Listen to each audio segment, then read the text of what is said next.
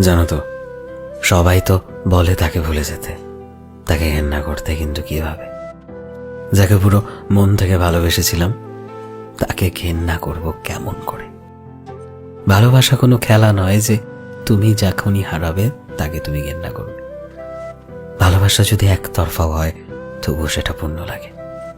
যে মানুষটা সব থেকে বেশি কাঁদিয়েছিল তার সাথে কাটানো মুহূর্তগুলো আজও স্মৃতিতে ভেসে ওঠে।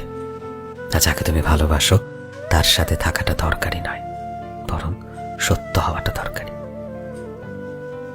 কিন্তু আমার ভালোবাসা সত্য ছিল, এতে সে আমার ভাগ্যে থাকুক আর নাই বা থাকুক, আমি কোনোদিনও তাকে ঘেন্না করতে পারবো না।